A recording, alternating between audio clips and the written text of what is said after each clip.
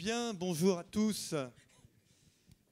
Bonjour à tous et quel plaisir de recevoir un ministre qui a fait des propositions, qui prend des mesures courageuses, qui, d'après ce que je vois des sondages d'opinion, sont plébiscités par nos concitoyens.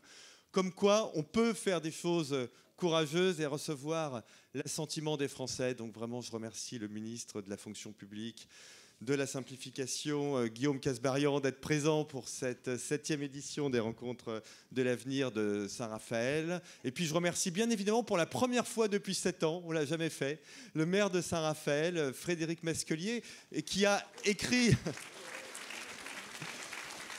qui est un spécialiste des sujets dont nous parlons ce matin, puisqu'il a bien évidemment écrit ce livre, La dictature bureaucratique, évidemment, qui a eu un retentissement national. Et donc, c'est très intéressant de pouvoir avoir ce dialogue tous les trois ce matin sur ce sujet. Alors, à la fois celui de l'organisation de la fonction publique, mais aussi le sujet de la simplification qui passionne nos concitoyens en réalité. Donc, on va traiter, si vous en êtes d'accord, tous les deux, ces deux sujets ce matin. Mais, monsieur le ministre, j'ai peut-être en premier lieu une question de béotien, mais qui, à mon avis, est très importante pour nos concitoyens. Que regroupe précisément ce ministère de la fonction publique? Quel est son périmètre et quelles sont les attributions du ministre de la fonction publique? Bien, bonjour à toutes et à tous. Monsieur le maire, cher Nicolas, madame la ministre, bonjour à toutes et à tous. Merci de votre accueil, je suis très heureux d'être avec vous ce matin. Pour répondre à votre question très directement, le ministère de la fonction publique, de la simplification et de la transformation de l'action publique, c'est à mon sens deux choses. D'une part, c'est un peu la DRH de la fonction publique, c'est-à-dire la direction des ressources humaines pour toute la fonction publique, qu'elle soit fonction publique d'État, territoriale et hospitalière. Et donc nous prenons des décisions de gestion, de transformation, de refonte de la fonction publique qui ont un impact dans l'ensemble des ministères et dans l'ensemble des territoires et dans l'ensemble des hôpitaux, puisque c'est le cœur même battant de ce ministère. Et puis, j'allais dire, le deuxième objet de ce ministère, c'est un peu la direction de l'expérience usagée. Quand on parle beaucoup de simplification administrative, la question centrale dans ce ministère est de se dire comment est-ce qu'on peut améliorer la vie des Français en simplifiant, en débureaucratisant à tous les étages, en rendant les démarches administratives les plus simples, les plus rapides, les plus efficaces possibles. Comment est-ce qu'on améliore la satisfaction des Français vis-à-vis de l'administration? C'est un énorme challenge, bien sûr, ça ne se fait pas en 2 secondes, ça prend du temps. On va en parler en détail, bien évidemment, mais c'est le deuxième gros objet de ce ministère. Voilà, donc à la fois des questions très humaines et en même temps des questions de transformation et de processus pour améliorer la satisfaction des usagers et de tous les Français. Très bien. Alors, on va en effet rentrer dans le détail des questions de simplification, des questions de transformation de la fonction publique, des questions aussi, vous avez évoqué le terme de la gestion des ressources humaines au sein de l'appareil public, qui est très important, bien évidemment, en France. Mais quand même, je ne résiste pas à une toute petite question d'actualité. Donc, vous avez proposé l'établissement de 3 jours de carence dans la fonction publique. C'est cette mesure donc, qui a fait beaucoup parler, mais qui est tout à fait plébiscitée par nos concitoyens. Comment se passent les négociations les négociations avec les partenaires sociaux, puisqu'il y a eu une réunion très importante cette semaine? Alors juste, merci de poser cette question.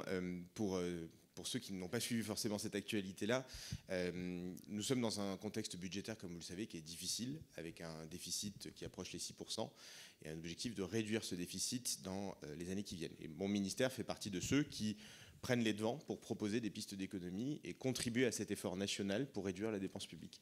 Il se trouve que quand je suis arrivé au ministère, j'ai regardé avec mes équipes les statistiques, les chiffres relatifs à l'absence des fonctionnaires, notamment les arrêts maladie.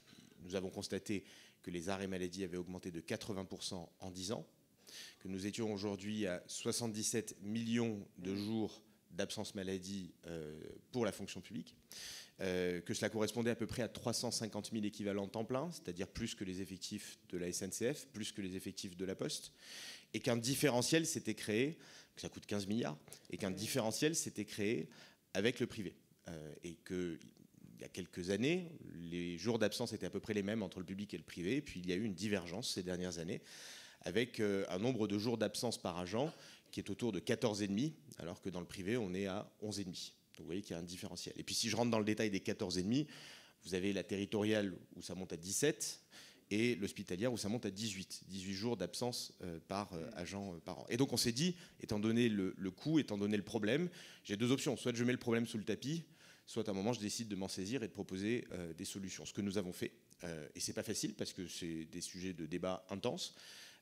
C'est parfois mal compris, c'est parfois beaucoup discuté, mais je l'ai mis sur la table et nous allons donc mener un plan de lutte contre l'absentéisme avec 2 mesures de responsabilité, c'est-à-dire passer les jours de carence de 1 à 3 et une baisse de la prise en charge à partir du 4e jour, c'est-à-dire passer de 100% de la prise en charge à 90% de la rémunération, de sorte d'avoir ces 2 mesures de responsabilité. J'ai aussi associé des transformations plus profondes, qui sont les conditions de travail, puisque ça peut jouer sur l'absentéisme, la question de la protection fonctionnelle. Quand un agent se fait attaquer ou se fait agresser, ça peut avoir un impact sur la présence et la motivation dans le service. Et la question de la débureaucratisation pour les agents, qui parfois souffrent eux-mêmes et qui sont en première ligne de cet excès de bureaucratie. Et donc tous ces sujets-là vont nous permettre d'accélérer les choses pour réduire l'absence dans la fonction publique.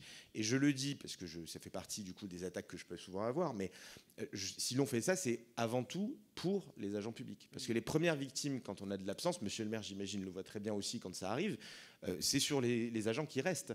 Quand vous avez à la cantine des agents publics qui sont absents, il faut bien servir à manger aux gamins qui viennent à la cantine, et donc le travail se répercute sur les agents qui sont restés. Quand à l'hôpital on a de la tension, quand il y a de l'absence, ça se répercute sur les agents qui restent. Quand dans tous les services de France on a de l'absence, ça se répercute sur les agents qui eux sont présents. Et donc on a un enjeu collectif à faire cette transformation pour les agents avant tout, et c'est bien évidemment pas contre eux que je fais cette réforme et cette transformation. Je le fais parce que pour les Français, j'ai besoin de faire des économies et de prendre mes responsabilités. Et parce que, en tant que ministre de la fonction publique, j'ai besoin là aussi de ne pas mettre les sujets sous le tapis et pour les agents eux-mêmes d'améliorer la situation. Donc, on a eu des réunions syndicales jeudi où ça a été franc, ça a été sincère. J'ai réexpliqué un certain nombre de points. J'ai expliqué, au-delà de la question de l'absence, tous les chantiers de transformation pour améliorer l'attractivité de la fonction publique, améliorer l'efficacité, mieux gérer la carrière, ce que nous allions faire au-delà, bien sûr, de la question de l'absence. Voilà, certains syndicats souhaitent discuter, d'autres un peu moins. Et puis, moi, mon sujet, c'est servir encore une fois tous les Français et de faire au mieux dans ce contexte, encore une fois, politique et budgétaire qui est extrêmement complexe. Et donc, ma détermination est bien évidemment totale. Bien sûr, et je pense qu'elle est très bienvenue parce que je rappelle quand même quelque chose que tout le monde connaît, mais la pédagogie, c'est aussi de répéter, c'est que la France est le pays dans lequel la dépense publique est la plus élevée au monde, rapportée à la taille de notre économie, et c'est le pays aussi dans lequel les prélèvements obligatoires sont les plus élevés au monde, et donc on peut considérer quand même qu'il y a une certaine logique, en effet, à essayer de réguler la dépense publique, et donc je salue qu'une personnalité politique ait ce courage, parce que c'est beaucoup plus difficile de diminuer les dépenses publiques, ou même de les réguler d'ailleurs, que d'augmenter les prélèvements obligatoires. Et donc tout ceci est tout à fait bienvenu. Ça, c'est vraiment le problème, parce que je vois dans le thème, Nicolas, donc réduire, diminuer nos déficits.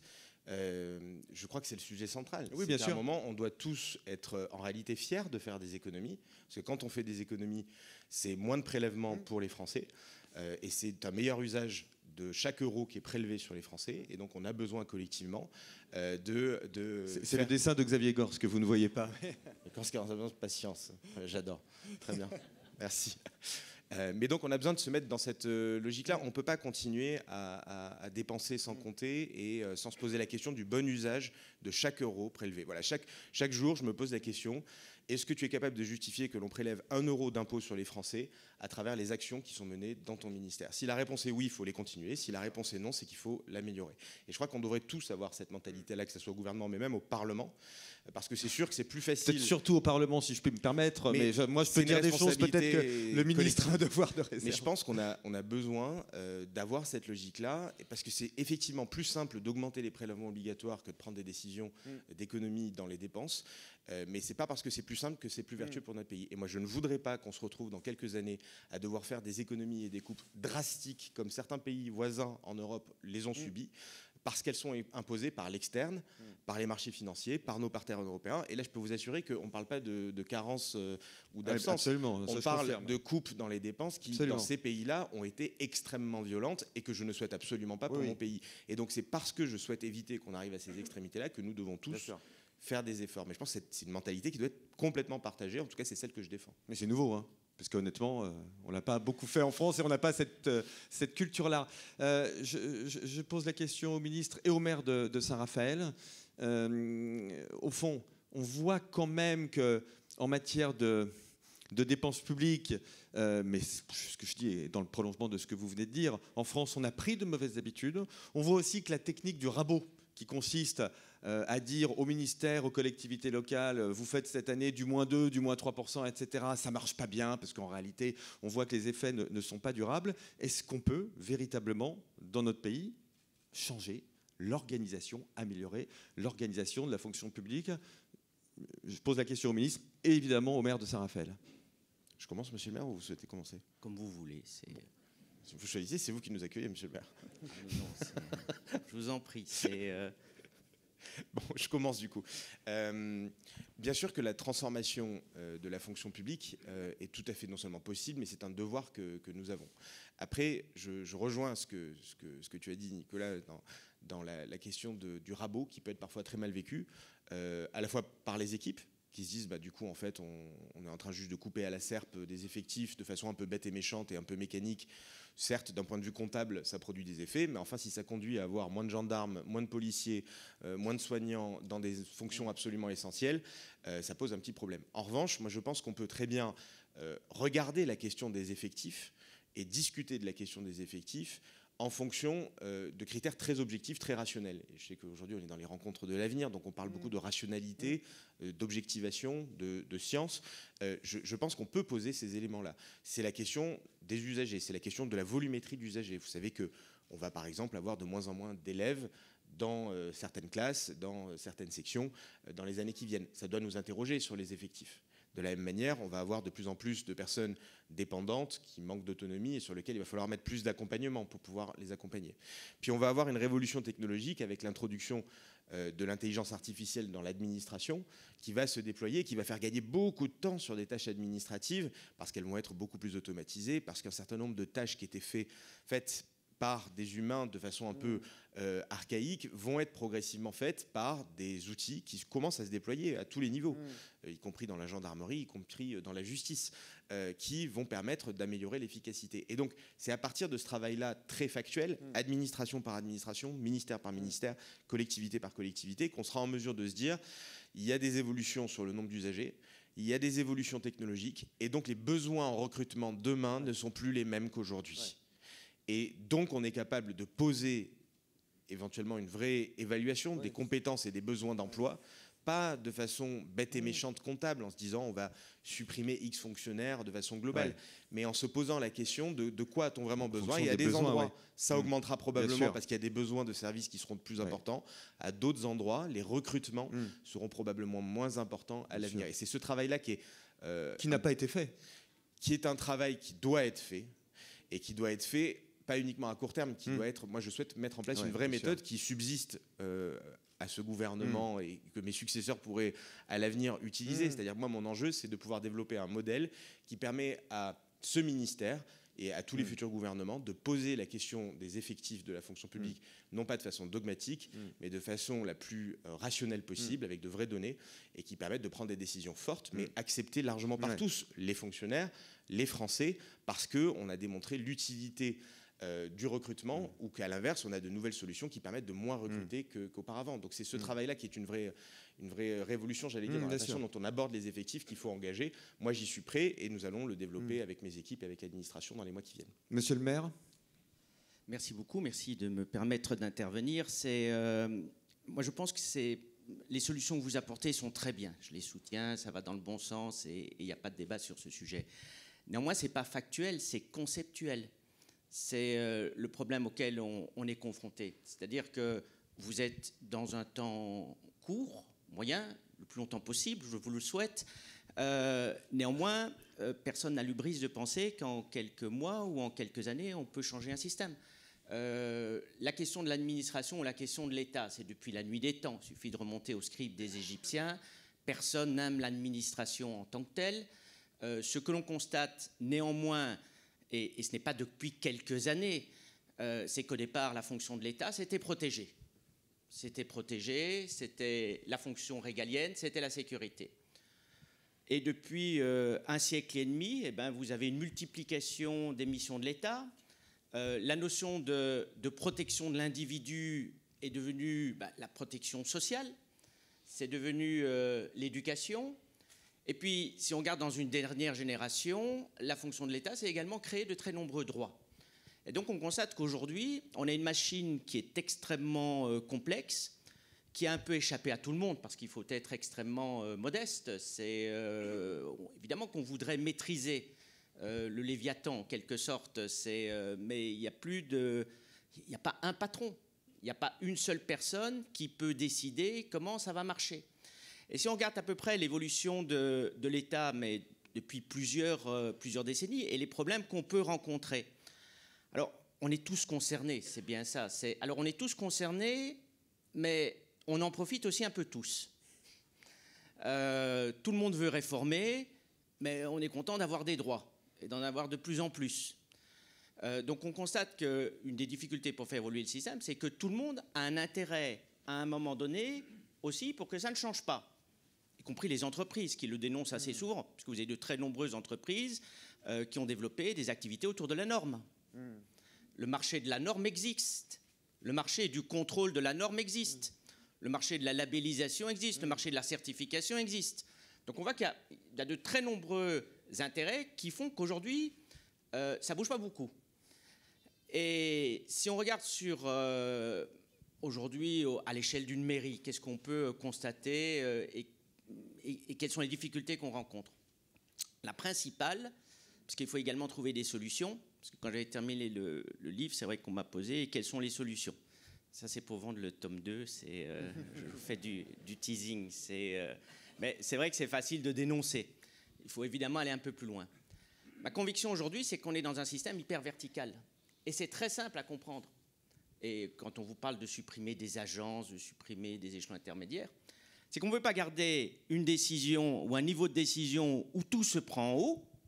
Et c'est vrai que ces dernières années, on a quand même une hyper-centralisation qui a été voulu, qui a été souhaité.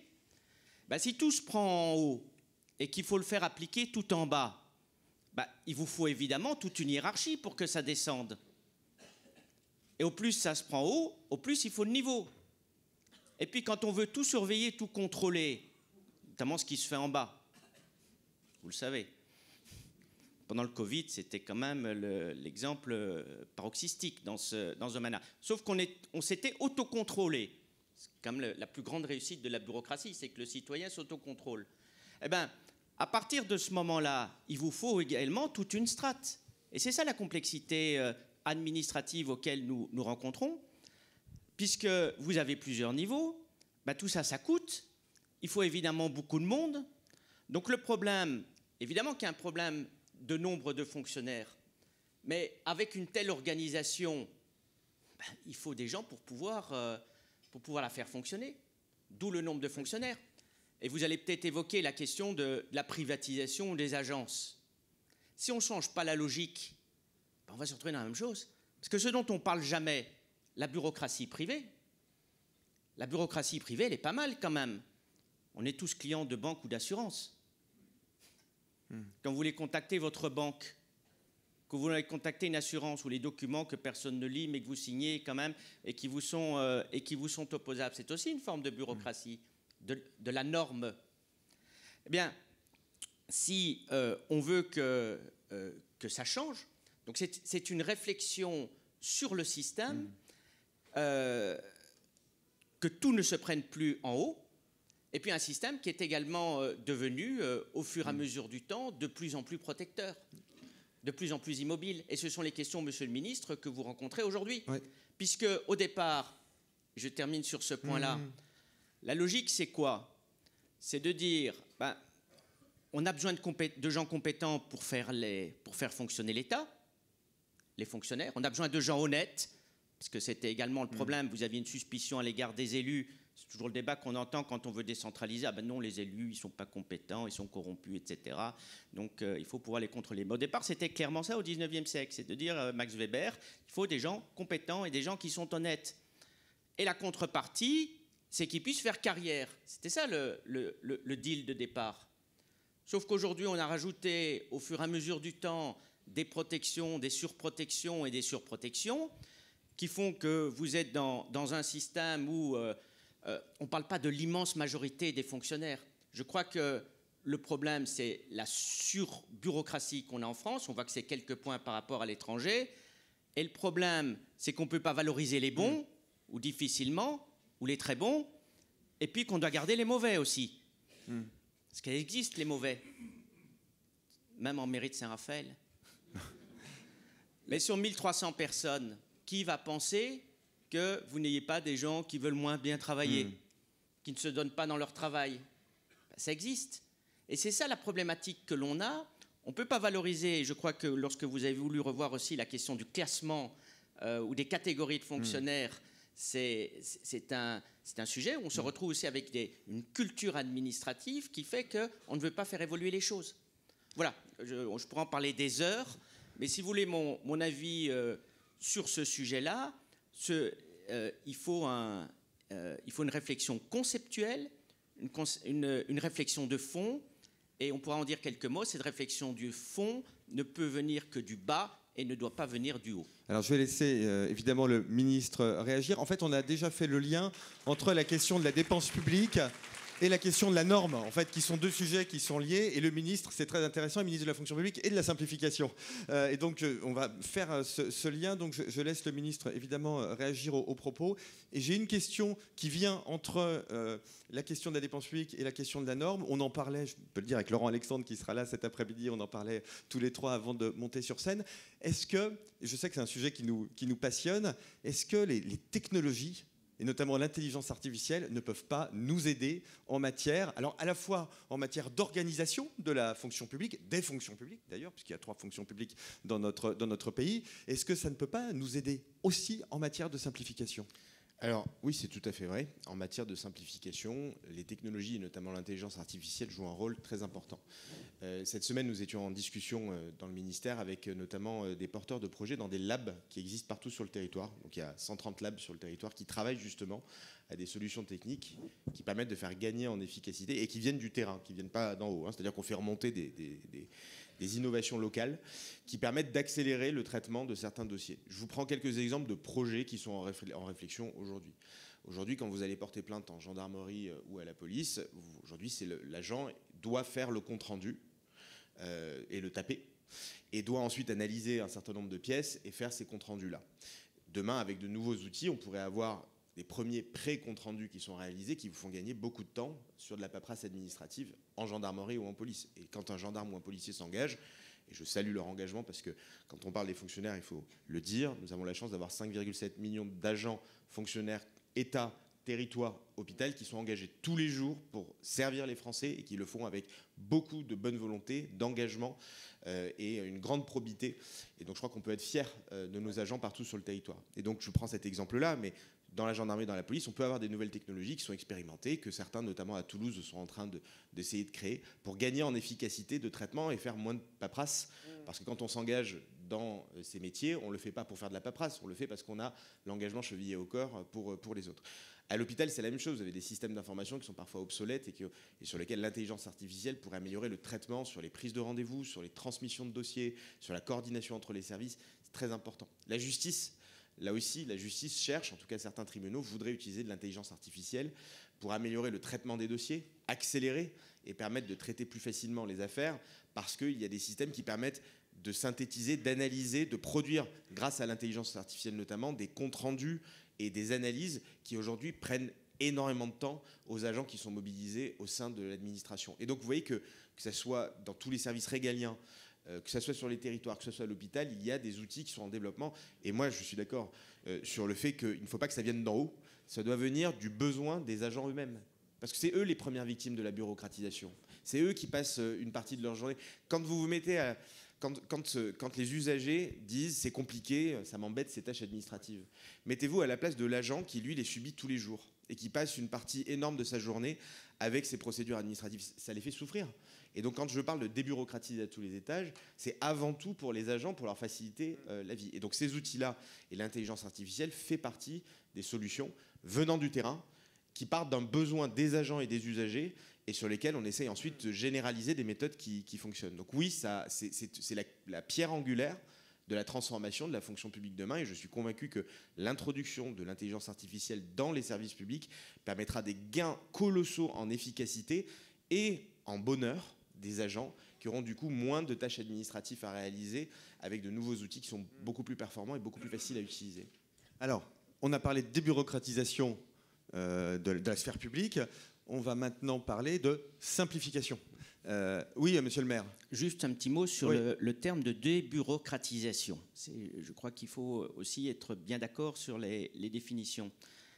La bureaucratie, c'est le pouvoir des bureaux. C'est un autre sujet. C'est-à-dire que vous avez le sujet, évidemment, de simplifier les démarches du quotidien, et ça, tout le monde est d'accord.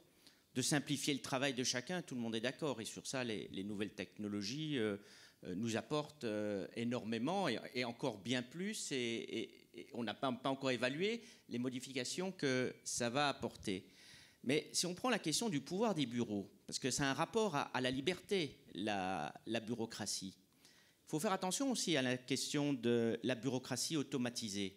Alors c'est beaucoup plus efficace, c'est beaucoup plus rapide, c'est beaucoup moins coûteux. Néanmoins, vous avez un transfert du pouvoir. C'est ce que j'évoque, notamment dans un État trop centralisé, c'est que les décisions se prennent en haut. Et notamment dans une logique, et je vous renvoie à des auteurs comme Michel Foucault, de contrôle et de surveillance. Et il est certain qu'avec une bureaucratie qui est tout à fait automatisée, vous avez une question du rapport à la liberté qui est essentielle. C'est-à-dire que le niveau de décision risque de se prendre encore plus en haut qu'il ne se prend en bas. Donc oui, pour simplifier les démarches, oui, pour simplifier la vie de tout le monde, mais attention à l'utilisation qui peut être faite d'une bureaucratie automatisée, et donc je ne le vois pas comme forcément un monde idéal. Alors, juste une précision. Oui, monsieur le ministre, bien sûr. L'intelligence artificielle, elle prend la place qu'on veut bien lui donner. Et derrière, il y a des humains qui sont là pour la piloter, pour lui dire ce qu'elle doit faire, pour l'encadrer. Mais c'est une formidable opportunité qui nous permettra de gagner en efficacité. Et je crois qu'on a un réflexe aussi qui est, sur ce sujet-là, qui est assez propre à la France en réalité, c'est de regarder l'innovation, le progrès et ce genre de technologie directement sous l'angle de quels sont les dangers que ça va produire. Et c'est très français, parce que là on est sur les rencontres de l'avenir. Ah oui. Il y a beaucoup de sociétés où quand on leur met un progrès sur la table, on leur met une nouvelle technologie, on leur met une innovation, ils disent c'est génial, je vais pouvoir gagner du temps, je vais pouvoir l'utiliser, je vais pouvoir être plus efficace, je vais pouvoir gagner en production, je vais pouvoir faire plein de choses. Et il ne faudrait pas que tout ça soit annihilé par notre volonté permanente de vouloir absolument tout réguler, tout contrôler, qui tue l'innovation en permanence. Alors justement. Et sur ça, je le dis parce que c'est un travers qu'on a culturellement dans notre pays de façon très forte. On se pose la question de la régulation et du contrôle avant même de se poser la question de l'opportunité. Et puis après, on se dit, c'est bizarre, dans d'autres pays, ils ont commencé à utiliser des technologies, à aller beaucoup plus vite, et on s'étonne d'être un peu à la traîne. Et je ne voudrais pas que sur l'intelligence artificielle, qui est encore une fois un bel outil, qui c'est vrai peut faire peur, mais qui a la main des humains. C'est-à-dire que c'est l'humain qui cadre ce qu'il en fait. Et il peut dire stop à tout instant. Et il peut dire vraiment ça suffit, c'est moi qui reprends le contrôle. Mais je ne voudrais pas que, parce qu'on pressent un certain nombre de risques, on tue l'innovation. Parce que sinon, dans 10 ans, tout le monde utilisera ces technologies-là, mais sur des technologies qui ne sont pas françaises, qui ne sont pas européennes, et qu'on aura tuées parce qu'on aura voulu trop les réguler, trop les encadrer. Il faut trouver la bonne crête sur l'innovation, et je pense qu'il faut y penser dès maintenant. Ce n'est pas tuer l'innovation, c'est-à-dire, je dis simplement que l'intelligence artificielle, c'est la standardisation et c'est la norme. C'est ça qui est derrière. C'est-à-dire qu'on va appliquer les mêmes règles à tout le monde. Et on va permettre de tout évaluer. De la même façon, on va enlever la question de l'humain. Alors justement... Et la question de l'humain, je vous prends un seul exemple, un débat qu'on a pu avoir sur la question du logement, que vous connaissez puisque vous avez été ministre du logement. Aujourd'hui, vous avez un système où vous avez une certaine liberté pour choisir les attributaires de logements sociaux. Demain, on l'aura peut-être et on conservera peut-être un petit peu de l'humain. Mais néanmoins, on veut mettre des notations. Alors des notations qui correspondent à la situation dans laquelle vous êtes. Vous êtes de relogement opposable, vous avez un certain nombre de points, avec des catégories qui sont parfois absurdes. Femme violée, c'est une catégorie prévue par la loi, ce qui est la faute des élus. Parce que les élus sont aussi responsables de la surbureaucratisation de ce pays, et il faudra peut-être en parler aussi quelques minutes. Mais avec ce système d'automatisation, vous perdez aussi l'autonomie. Parce qu'on va vous dire, ah, mais vous avez toujours la possibilité de dire. Pas du tout. Parce que quand vous aurez une personne qui aura un certain nombre de points, et si vous pensez que M. X ou Mme Y, qui est dans une situation très urgente, pourrait passer devant, vous allez expliquer comment.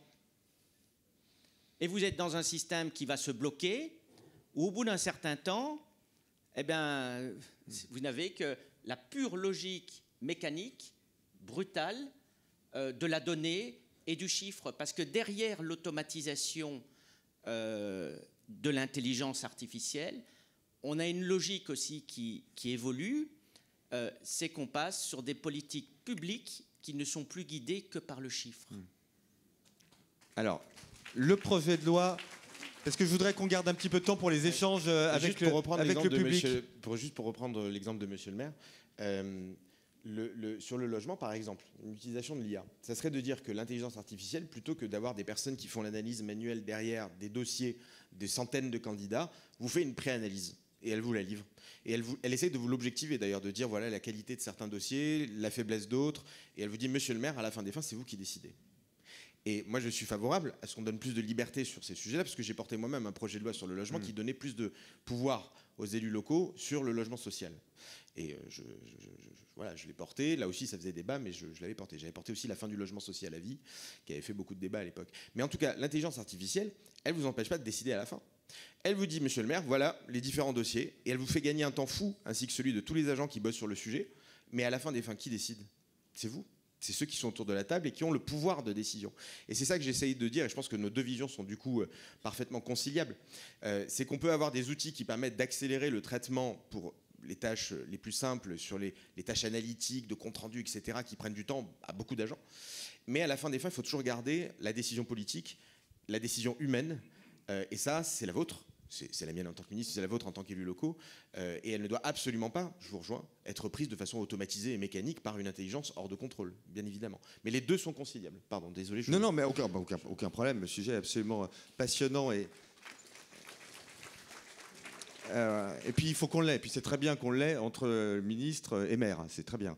Le projet de loi de simplification. Oui. Bon, je vais être très direct. Je suis à fond pour la simplification. Évidemment. Est-ce qu'on va connaître une nouvelle déception ? Je me souviens du choc de simplification du président Hollande il y a une dizaine d'années. Moi, je pense que cette idée de la simplification, elle est grandiose, elle est importante économiquement, en termes de bien-être pour nos concitoyens. Je trouve que c'est presque un sujet de société. Mais à chaque fois qu'on nous parle de simplification, au bout du compte, par le passé, il n'y a pas eu beaucoup de simplification. Alors parce que simplifier... Alors parce que c'était pas vous qui vous en occupiez. Non, pas non, toi, je sais pas. Non, mais Nicolas, j'ai pas du tout cette prétention-là. Il faut rester très humble sur le sujet. Il faut rester très humble parce que j'ai parfaitement conscience que la tâche de la simplification, c'est une tâche permanente, c'est une tâche en réalité compliquée et c'est un vrai travail de Sisyphe. Vous passez votre temps à essayer de trouver des solutions pour faire plus simple, pour accélérer les délais, pour être plus efficace, pour que les usagers soient plus contents. Et j'imagine, monsieur le maire, comme tous les élus, vous faites ça aussi, ce travail en permanence. Et Sisyphe était heureux. Donc, exactement, voyez, j'allais terminer par ça, monsieur le maire. C'est qu'à la fin des fins, vous avez toujours, au-delà de votre propre action, des gens, effectivement, pour remettre de la complexité à droite à gauche. Et donc, il faut imaginer Sisyphe heureux. Donc, l'objectif, c'est d'aller le plus loin possible, en ayant conscience qu'il y a un prisme culturel sur qu'est-ce qui fait que les choses sont complexes. Culturellement, elles sont complexes parce qu'on ne fait pas assez confiance aux gens. Parce qu'on ne fait pas confiance à la liberté individuelle. Parce qu'on ne fait pas confiance à la rationalité de l'individu et sa capacité à prendre des décisions pour lui-même, à les assumer, à en être responsable. Et donc, parce qu'on n'a pas cette confiance à tous les étages, on norme. On met des obligations. On met des demandes d'autorisation. On met des règles. On met du contrôle. Mais tout ça vient philosophiquement et conceptuellement à la base d'un manque de confiance cruel dans l'individu. Bon. Et ça ne se change pas en 2 secondes. Et ça ne se change pas avec un projet de loi en un coup de baguette magique. Et je crois qu'il faut qu'on travaille tous ensemble sur cette libération. C'est-à-dire de se dire à un moment, on choisit de refaire confiance aux élus, aux citoyens, aux agents, sans essayer de régenter leur vie et considérer qu'il y a une force au-dessus quelle qu'elle soit, qui est là pour contraindre, contrôler et tout complexifier en permanence par volonté de contrôle. Voilà. Et c'est pour ça que je pense que d'ailleurs le travail de simplification est un travail de libération, avec une valorisation de la liberté individuelle qui est très forte. Une fois que j'ai dit ça sur l'angle conceptuel, monsieur le maire, et sur le fait que ça sera une tâche qui est extrêmement complexe, le projet de loi, très concrètement, il propose plusieurs choses. Un, il va sortir un certain nombre de comités, supprimer ou fusionner un certain nombre de comités qui parfois nuisent à la prise de décision parce que ce sont des comités consultatifs, ils viennent ralentir les procédures, et ils sont parfois un peu redondants. Donc il y a toute une série de comités que l'on va fusionner ou supprimer à travers ce projet de loi, premièrement. Deuxième élément, il y a toute une série de demandes d'autorisation que les entreprises font auprès des autorités. Xavier, je vous trouve un peu sévère. On va faire plus simple que ça, en tout cas. Deuxième sujet, on a des demandes d'autorisation à tous les étages, puisque quand vous êtes une entreprise, dès que vous voulez faire une extension de site industriel, dès que vous voulez faire un travaux, dès que vous-même en tant que particulier, vous devez demander des autorisations à la mairie, à l'administration, il y a tout un paquet d'administrations, de CERFA, de demandes que vous réalisez. On va essayer là aussi d'en supprimer un maximum pour faire en sorte de vous faire confiance. Et de dire à un moment, il y a des choses on avait l'habitude de vous demander, il fallait que vous demandiez l'autorisation à l'autorité. Et bien demain, il n'y aura plus de demande d'autorisation à réaliser, donc on va en couper plusieurs centaines en réalité à travers ce projet de loi. On a aussi des mesures qui vont nous permettre de restreindre le flux de nouvelles normes. Notamment l'idée de tester la nouvelle norme auprès des TPE-PME. Donc ça va se faire. Ça va se faire. Dans le projet de loi, il y a une disposition. On est en train de la rédiger et de la travailler. Donc ça, pour le coup, c'est nouveau. Ça, c'est innovant, là, pour le coup. Au-delà de notre propre action à l'instant T, puisque monsieur le maire a raison de dire que nous ne sommes pas éternels et que tout peut s'arrêter très vite. Mais au-delà, pour tout le monde. Et au-delà de cette question-là, la question, c'est comment est-ce qu'à l'avenir, on restreint le flux de nouvelles normes pour les futures générations. Et donc l'idée, c'est de se dire que quand demain le législateur, le gouvernement, les administrations souhaitent produire de la norme, il puisse y avoir un test auprès des petites entreprises pour vérifier quelle est vraiment la capacité à pouvoir les appliquer. Et si la réponse est non, ça ne marche pas, ce sont des normes qui sont trop complexes, qui prennent trop de temps, qui coûtent trop cher aux TPE et PME, à ce moment-là, il faut les mettre de côté, déjà les dénoncer et demander aux législateurs et à tous ceux qui prennent des règles de ne pas les prendre. Et donc, le fait de pouvoir à la fois différencier, mais aussi tester les nouvelles productions de réglementation auprès des TPE-PME, c'est quelque chose qu'on va mettre en œuvre, notamment avec ce projet de loi, pour restreindre le flux. Parce que voilà, la question de la norme et de la complexité, elle vient d'un flux de normes incessant de plus en plus fort à tous les étages. Et elle vient aussi d'un stock sur lequel là on travaille par ailleurs pour réduire le stock de normes et délégaliser un certain nombre de sujets qui sont devenus trop complexes. Donc c'est vraiment les deux axes de notre action sur la simplification administrative. Donc moins de comités qu'on va supprimer, moins de demandes d'autorisation, plus d'attention aux TPE, PME quand on prend des décisions pour pas que des règles nationales viennent ensuite contraindre des petites boîtes qui disent mais qu'est-ce que vous avez foutu, c'est beaucoup trop complexe, on n'arrive pas à s'en sortir. Et donc à la fin des fins, moins de flux de nouvelles normes. Et surtout, culturellement, mais ça ne dépend pas que de moi, de monsieur le maire, c'est un travail de longue haleine, plus de confiance aux individus, plus de liberté individuelle pour réduire la complexité administrative. Très bien. Je laisse réagir le maire. Et juste un tout petit mot, puisque le ministre souhaite prendre des questions du public, c'était un engagement. Donc on va peut-être commencer à faire circuler le micro. Monsieur le maire, je t'en prie. Juste un mot. La confiance, oui, et j'aurais plutôt envie de vous faire confiance. Et ce qui permettrait effectivement de vous faire confiance, c'est que vous abordez déjà les choses de manière extrêmement modeste. Et ça, je crois que c'est une très bonne chose, parce que les chocs de simplification ou les mesures qui vont changer la vie des gens ou changer totalement le système, je crois que plus personne n'y croit, et il faut l'approcher de cette manière-là. Effectivement, c'est sur de multiples décennies. Surtout que vous devez aussi, je peux me permettre de le dire, faire face parfois à des syndicats tout à fait archaïques, avec une pensée qui est beaucoup trop politisée, ce qui est également une cause de blocage du système. Parce que des syndicats qui appellent à ne pas appliquer la loi, les syndicats sont d'abord là pour protéger les agents. Voilà, il y a une petite confusion des genres qui existe aussi dans ce domaine-là et qui explique le blocage du système. Donc, confiance, oui. Un système moins vertical, parce que tant que tout se prendra en haut, je pense que rien ne pourra fondamentalement changer. Un système aussi qui est beaucoup plus responsable. C'est un problème de responsabilité aussi. C'est plus de liberté, et la responsabilité qui soit également au bon endroit. Et ça pose aussi la question du principe de précaution. Je crois qu'il faut qu'on puisse avoir une véritable réflexion sur ce principe de précaution qui crée de la norme, puisque tout le monde cherche à se protéger, et notamment avec la surjudiciarisation de la société. Comment je fais pour me protéger? Je vais faire de la norme, comme ça je me protège, j'aurai respecté les normes. Donc s'il n'y a pas un problème, on a respecté la norme. Et la deuxième attitude, celle que l'on voit aussi souvent, c'est l'immobilisme. La meilleure façon de ne pas être responsable, c'est de ne rien faire. Et quand je vous parlais de la responsabilité des élus, petite plaisanterie, c'est vrai que les élus qui passent souvent effectivement pour un peu clientélistes, c'est un terme qui est très souvent utilisé et qui justifie la présence de l'administration. Moi j'avais un conseil qui avait été donné par un ancien en disant t'ennuie pas avec tout ça, va serrer des mains. Et donc on laisse l'administration aussi faire et créer de la norme. Et ça date depuis longtemps. L'hubris du législateur. C'est ou de l'administration qui doit également avoir son propre texte, ou surtout qu'il n'y ait pas un vide juridique, qu'on ne puisse pas être accusé de ne pas avoir apporté une précision dans un domaine déterminé. Et ça, c'est ce que nous vivons aussi tous les jours en tant que maire, et vous le savez. C'est ce que nous vivons avec la planification, c'est ce que nous vivons avec les régimes d'autorisation préalable, c'est ce que nous vivons avec des rapports qui sont parfois un peu difficiles, avec un certain nombre d'administrations qui appliquent de la norme qui n'est pas non plus toujours parfaite, parce que ça c'est également la difficulté de la précision même de la norme, puisque vous n'avez plus de travail, vous n'avez pas de débat dans la norme. D'ailleurs, personne ne sait qui a créé la norme. Vous avez des normes qui est derrière. On voit à peu près les intérêts, on comprend à qui ça profite, mais on ne sait pas qui en est véritablement l'auteur. Donc on a des normes imparfaites, donc on a des normes qui doivent être interprétées, chacun peut l'interpréter comme il veut, et on tombe aussi dans de l'insécurité juridique, voire de l'arbitraire. Donc voilà, c'est un véritable travail, comme vous l'avez évoqué aussi en bas, parce que je pense que c'est pas que le bas est supérieur au haut, ce serait d'ailleurs une contradiction, mais parce que ce type de débat au niveau du haut ou en débat national, je pense qu'on ne peut pas l'avoir. On ne peut pas l'avoir. Et on ne peut pas aller au fond des choses.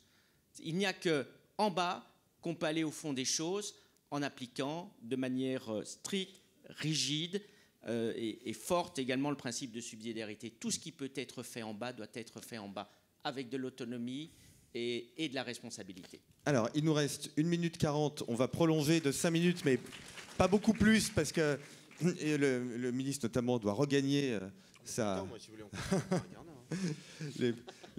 circonscription à Chartres.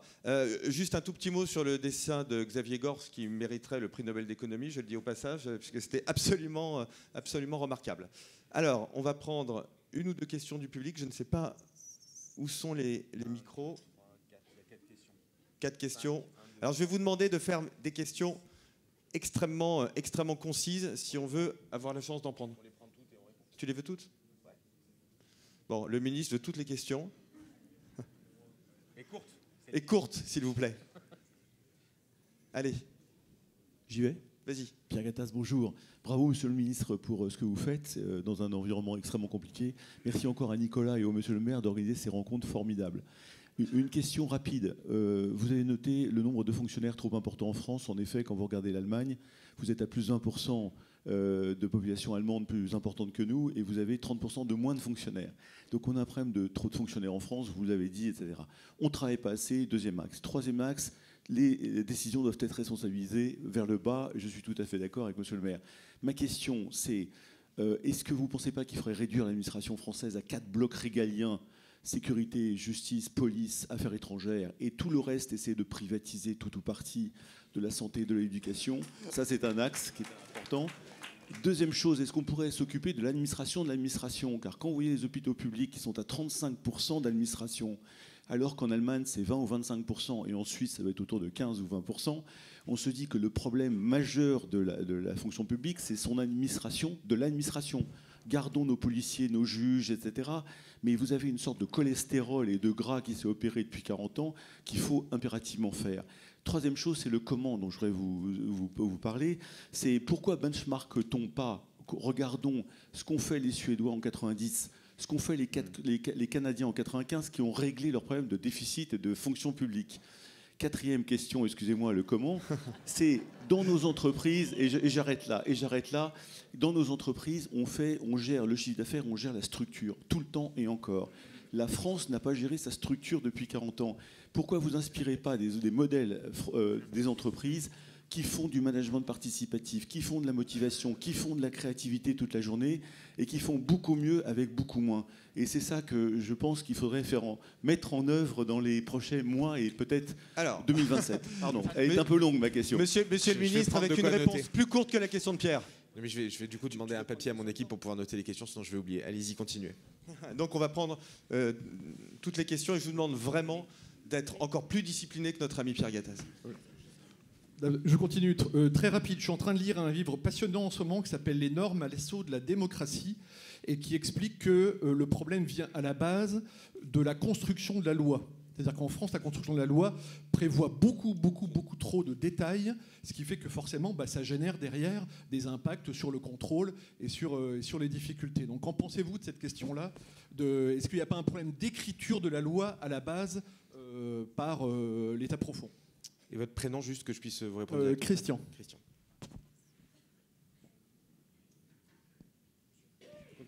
On continue. Oui, Jean-Marie.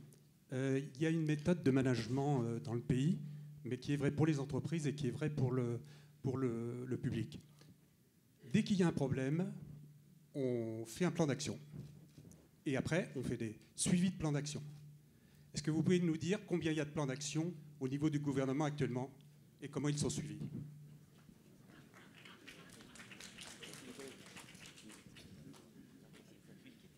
Bonjour. Merci. Bonjour Arnaud. Mener une transformation, on est sur une échelle de temps de 3 à 5, voire plus. On a parlé d'automatisation avec l'IA.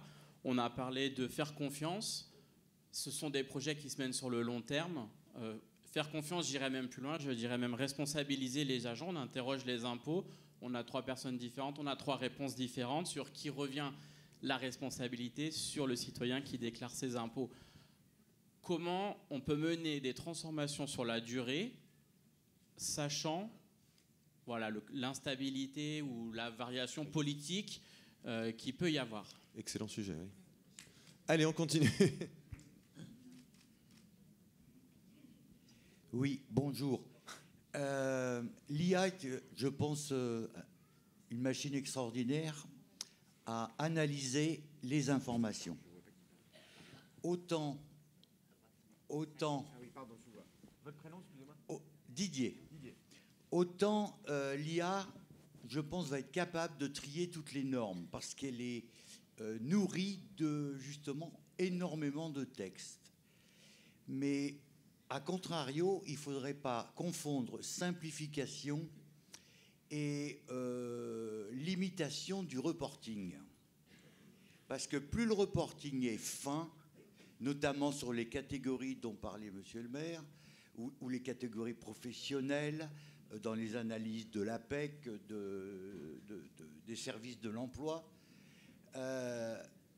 moins il y a de catégories, moins l'IA peut analyser.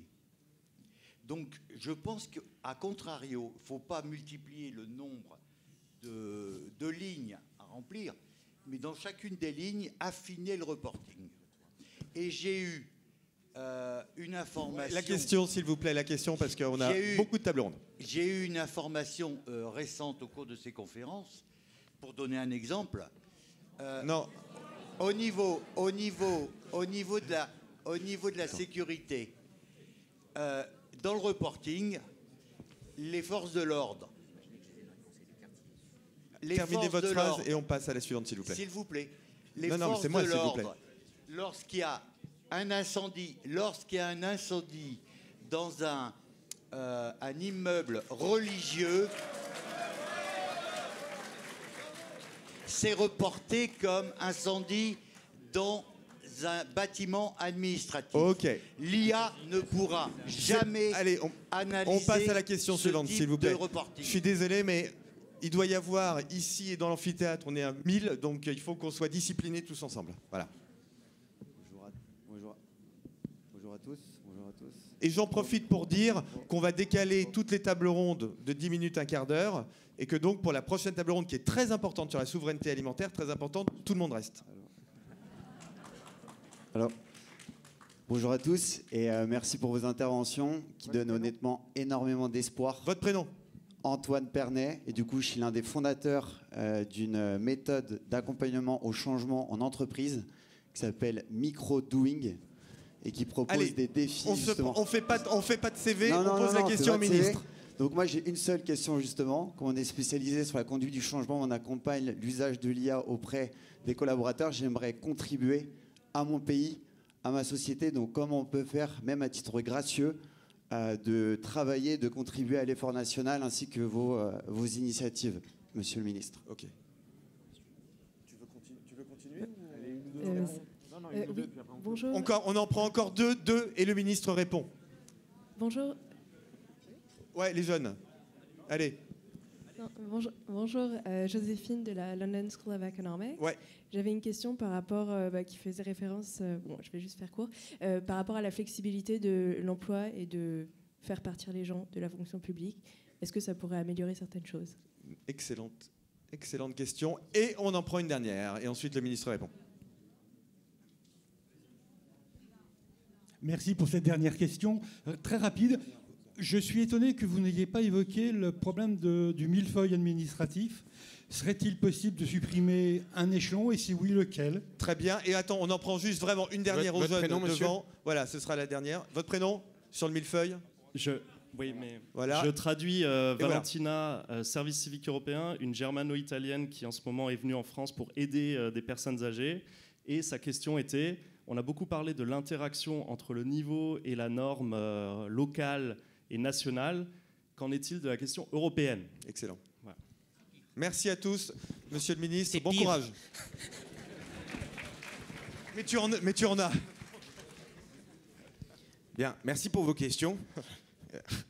Je vais essayer de ne pas oublier de différents points. Monsieur Gattaz, on a déjà eu l'occasion d'échanger un tout petit peu hier. Je vous propose qu'on se voit bientôt pour en parler, parce que vous avez 4 questions en une. Je pense que vous pouvez apporter un regard aussi à la fois sur la question du benchmark européen.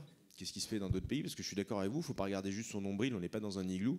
Et à un moment, il faut regarder comment les autres pays européens qui nous entourent gèrent leur administration, leur statut, etc. Et il faut le faire dans une méthode, à mon sens, si on veut embarquer les gens, qui ne mettent personne enfin, qui ne pointent pas et qui ne clouent pas au pilori les agents publics. Je le dis, je le redis, quand on parle de la question des effectifs de la fonction publique, moi je souhaiterais qu'on le fasse dans un cadre, encore une fois, rationnel, apaisé, en expliquant que chaque agent aujourd'hui fait son travail bien, et que les 5,7 millions d'agents qui sont là le font bien, qui font au maximum, et que si on se pose des questions sur les recrutements futurs, à horizon 5, 10, 15 ans, ça ne doit jamais se faire dans une sorte de fonctionnaire bashing qui n'est pas ce que vous avez fait du tout, hein, mais qui est un peu la tentation que l'on peut avoir quand on parle de ces questions-là. Et moi je souhaite qu'on le fasse de façon très apaisée, rationnelle, mais ravi de discuter avec vous.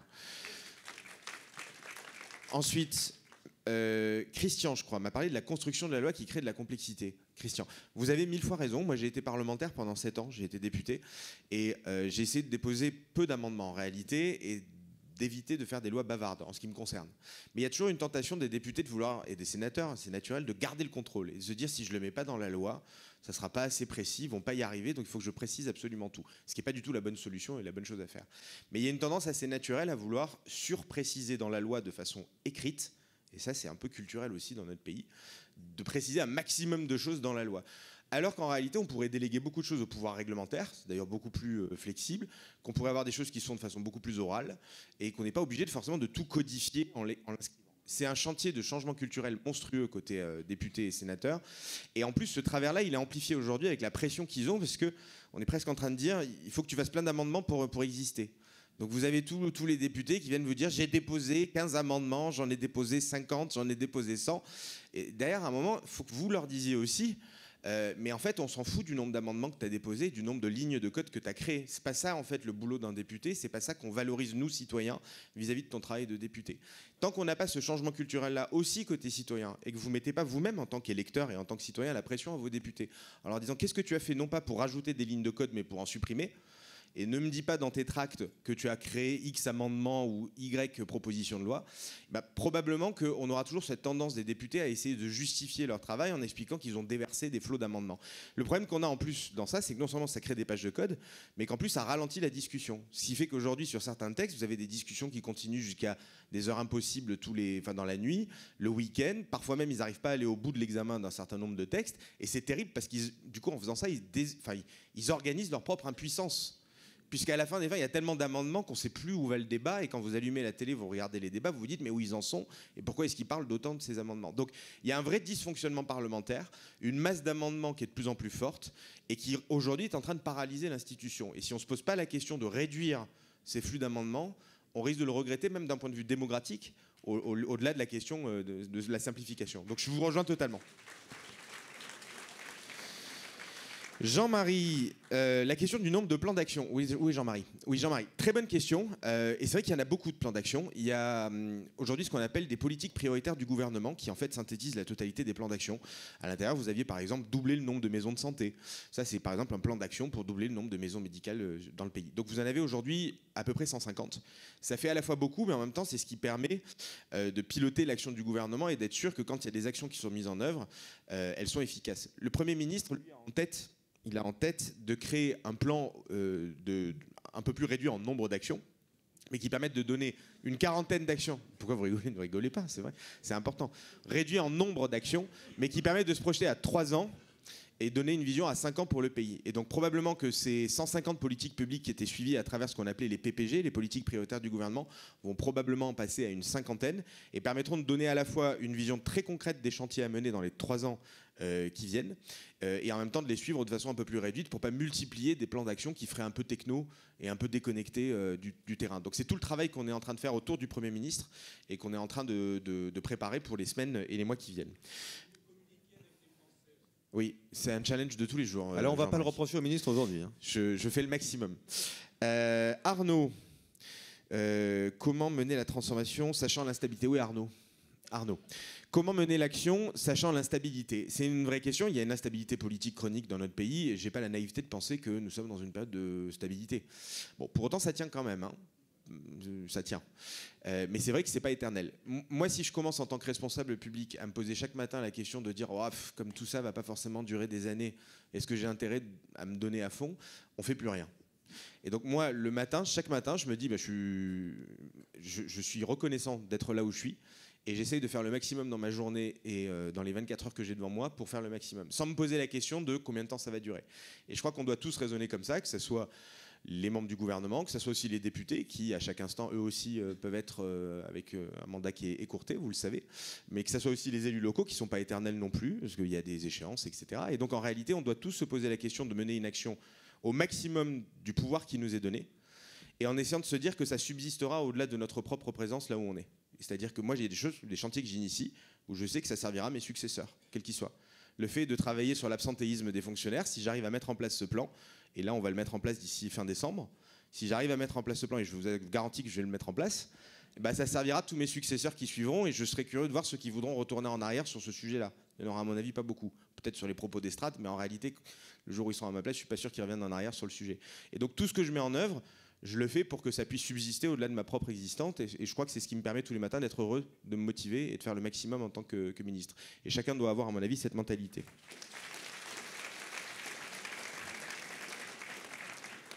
Didier, sur le reporting, ça rejoint un peu la question des politiques prioritaires. On va essayer d'affiner et d'être le plus précis. C'est important d'avoir du reporting, c'est ce qui vous permet en fait d'avoir des informations sur où est-ce qu'on en est. Il y a encore un politicien qui a fait une promesse, où est-ce qu'on en est dans le reporting. Le reporting, c'est un outil pour nous, responsables politiques, pour mieux piloter les choses et savoir où on en est dans un projet. Mais c'est un outil aussi citoyen qui vous permet de contrôler que la promesse des politiques, elle est tenue dans le temps. Et donc, charge à nous d'avoir des reportings que l'on communique, que vous puissiez l'utiliser facilement et qui nous permettent à la fois de mieux piloter nos actions et à vous de mieux contrôler l'action des représentants qui portent votre voix et vous représentent et que vous avez élus. Donc, il faut faire attention au reporting, ça me semble un point... il ne faut pas les supprimer. C'est important d'avoir du reporting. Antoine, merci pour la proposition. Antoine, où il est ? Antoine, merci pour la proposition de contribution. J'ai 2 membres de mon cabinet qui sont ici présents et qui sont à disposition pour échanger nos coordonnées. Ils lèvent la main. Voilà, donc on a Thibaut et Alex. Donc n'hésitez pas à aller le voir. On est preneur de toutes les bonnes volontés et j'aime la façon dont vous l'avez formulé, aider à l'effort national. Et je crois que c'est important que chacun se dise que dans cette question à la fois de la baisse des dépenses publiques, de la réforme de la fonction publique et de la simplification administrative, on a tous une part à jouer. Et donc merci pour votre proposition d'aide, on y travaille avec l'équipe. Joséphine a posé une question très intéressante. Joséphine, sur la flexibilité et notamment la question de la sortie. Vous avez raison qu'en tout cas la gestion de carrière, c'est quelque chose de très important. À la fois simplifié à l'entrée, c'est-à-dire comment est-ce que quand on a quelqu'un qui veut rentrer dans la fonction publique, on l'accompagne au mieux, on l'aide au mieux à servir le pays, servir les Français et à entrer dans la fonction publique. Donc toute la question de l'accès à la fonction publique est un sujet important. Ensuite, il y a toute la vie au sein de la fonction publique. Comment est-ce qu'on améliore la progression de carrière quand on est fonctionnaire pour donner des perspectives et valoriser l'engagement, valoriser la prise de responsabilité, valoriser le mérite tout au long de sa vie au sein de la fonction publique. Et puis il y a la question effectivement qui peut se poser de la sortie, avec parfois des agents qui souhaitent pour eux-mêmes d'ailleurs avoir des opportunités peut-être ailleurs, soit des opportunités associatives, des opportunités dans le privé, des opportunités ailleurs, même à l'étranger. Et donc ces questions-là de la sortie doivent être posées de façon là aussi très sereine pour mieux servir le parcours de vie des agents. Et c'est vrai que les agents eux-mêmes le réclament, d'avoir une anticipation de leur potentielle sortie de la fonction quand ils le souhaitent et quand ils souhaitent vaquer à différentes occupations. Donc ce sujet-là est à l'ordre du jour des concertations. Ça fait partie, la gestion de carrière fait partie des objets que j'ai demandé aux syndicats que l'on travaille ensemble. Donc jeudi, nous en avons parlé, sans rentrer dans de l'idéologie ou des choses vaseuses, mais de façon très concrète, améliorer la gestion de carrière des agents du moment où ils souhaitent rentrer dans la fonction publique, du moment où ils progressent au sein de la fonction publique et quand ils ont envie éventuellement d'en sortir et sur lequel l'État, les collectivités et l'hôpital ont vocation à les accompagner dans cette sortie. Jean-Marc, la question des échelons. Oui, Jean-Marc. Sur les échelons, c'était quoi votre question? Excusez-moi, j'ai un trou, Jean-Marc. Votre question disait, c'était quoi sur les échelons? Ah oui, sur le millefeuille administratif. Comment on fait pour supprimer un échelon? Excusez-moi. Donc ça, vous avez eu l'opportunité de voir Catherine Vautrin hier ou avant-hier. Donc c'est une question que Catherine regarde. En tout cas, elle a missionné sur la question du millefeuille administratif. Elle a missionné un élu qui s'appelle Monsieur Ravignon. Boris Ravignon, excellent rapport. Qui du coup travaille sur la question de la simplification des différents échelons. Je ne veux pas préempter le débat chez Madame Vautrin que vous avez pu voir et qui est en train de travailler à ce sujet-là avec Boris Ravignon. Mais je suis d'accord, et Monsieur le maire est probablement d'accord, sur le fait qu'on a probablement dans le passé ajouté des strates nouvelles et que l'ajout de ces strates nouvelles ne s'est pas concrétisé par des suppressions par ailleurs. Ni des suppressions en termes de tâches et de compétences, ni des suppressions même en termes d'effectifs ou des transferts d'effectifs associés. C'est d'ailleurs dans les rapports de la Cour des comptes qui a mis le doigt aussi sur un certain nombre de recrutements dans des échelons qui ont pris de l'importance, mais ça ne s'est pas retranscrit par des baisses par ailleurs. Donc quand on crée quelque chose, faut savoir ensuite bien répartir les compétences. Et c'est vrai que vous-même, j'imagine, mais comme tous les citoyens, parfois vous avez du mal à comprendre qui fait quoi dans le millefeuille. Puisque tout le monde veut prendre une compétence. Donc quand vous faites le plan vélo, vous avez des plans vélo au niveau des régions, au niveau des départements, au niveau des agglos, au niveau des mairies, au niveau de l'État. Et donc vous multipliez sur un même objet un nombre impressionnant de strates avec parfois des collectivités qui souhaitent se mêler d'une compétence qui n'est pas forcément celle qui est sa compétence cœur. Et à la fin des fins, vous ne savez plus qui fait quoi. Vous n'avez pas de vélo. Et à la fin, vous n'avez pas de vélo. Ça peut être le sujet. Donc il y a quand même un petit sujet. D'ailleurs, c'est un peu le théorème du bandeau d'inauguration. Plus vous avez de monde autour du bandeau d'inauguration, quand vous voyez des élus couper le bandeau, plus vous vous dites, ah bon, mais qui fait quoi dans l'histoire? Et avec le temps, force est de constater que le bandeau devient de plus en plus long. Et donc de plus en plus de personnes sont derrière le bandeau en train de le couper parce qu'il y a eu des compétences qui ont été éclatées dans un millefeuille qui est de plus en plus important. Et ça nuit à l'objectif, puisqu'à la fin, Monsieur le maire l'a dit, à la fin des fins, c'est pas forcément réalisé, vous n'avez toujours pas de vélo ou d'infrastructures associées. Et ça nuit à votre propre compréhension de qui fait quoi dans l'histoire. Et ça nuit à la responsabilité de certaines strates qui du coup disent c'est pas moi, c'est mon voisin, c'est pas moi, je m'en occupe pas, vous savez, moi j'ai pas de compétences sur le truc. Attends, si, tu as une compétence sur le sujet, c'est ton boulot. Donc je pense que pour toutes ces raisons, c'est hyper important d'aller de l'avant sur la simplification du millefeuille et des strates.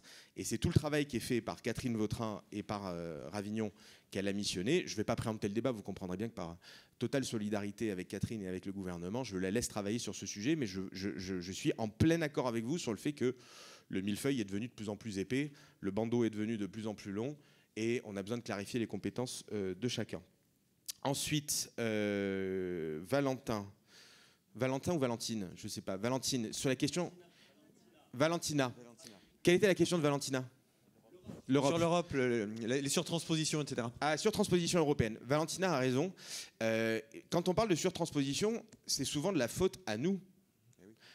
Pas de la faute des Européens qui... Alors, il y a une part de responsabilité où l'Europe nous demande parfois des réglementations qui sont contraignantes. Ça, c'est la responsabilité de l'Europe.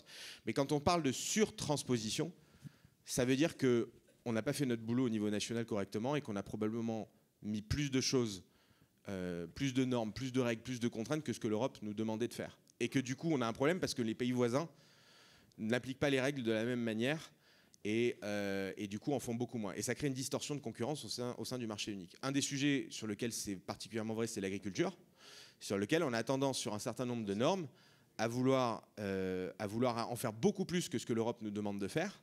Et ça, c'est pas la faute de l'Europe, c'est la faute de nous-mêmes, hein. C'est la faute nationale, de rajouter de la contrainte administrative. Il ne faut pas se réfugier à chaque fois derrière le bouc émissaire européen en disant que tout vient de la faute des Européens. Il y a un sujet où parfois on en fait nous-mêmes trop, et il faut savoir le dire. Et sur ce sujet-là, on a besoin de corriger le tir, parce que si on fait ça, on se crée nous-mêmes une position de faiblesse et défavorable par rapport à la concurrence internationale et la concurrence intra-européenne, avec nos voisins qui, eux, ont dit « mais vous êtes complètement tarés, vous avez surinterprété la norme européenne et vous en avez mis beaucoup plus chez vous. Donc vous êtes mis des bâtons dans les roues. » Donc ce travail de désurtransposition est essentiel. Moi, je fais partie un peu des vigies du gouvernement sur le sujet. Je peux vous assurer que dès que je vois une réglementation qui surtranspose par rapport à une volonté européenne, je suis le premier à m'ériger contre ça. Mais ça doit être une attention de chaque instant, à tous les niveaux, de faire en sorte que quand on a une demande européenne qui vient, on ne la surinterprète pas et qu'on est bien dans les clous par rapport à nos voisins, d'où l'idée du benchmark aussi qui est hyper importante, Monsieur Gattaz, de regarder ce que font nos voisins. Il faut arrêter de regarder uniquement notre nombril et de penser que les autres ne font pas face aux mêmes problèmes. Ils font face aux mêmes problèmes, il faut regarder comment est-ce qu'ils les abordent. Voilà, Valentina, comment je pouvais vous répondre en vous disant que moi je suis heureux d'être européen, d'être en Europe, que c'est une belle opportunité et charge à nous ensuite de réduire le fardeau administratif. C'est aussi notre responsabilité, sans forcément botter en touche et se défausser sur les instances européennes. Je voudrais qu'on remercie le ministre de la Fonction publique, le maire de Saint-Raphaël, Frédéric, merci. Les jeunes de la London School of Economists, attends une seconde. Les jeunes de la London School of Economists qui sont là, les jeunes du service civique européen qui sont là. Et s'il vous plaît, la souveraineté alimentaire, je vous demande de rester dans la salle. C'est un sujet très important, la souveraineté alimentaire. On a une table ronde magnifique, on enchaîne toutes les tables rondes. Et donc, on commence dans 2 minutes, Fabrice, sur l'avenir de la souveraineté alimentaire. Je veux autant de monde.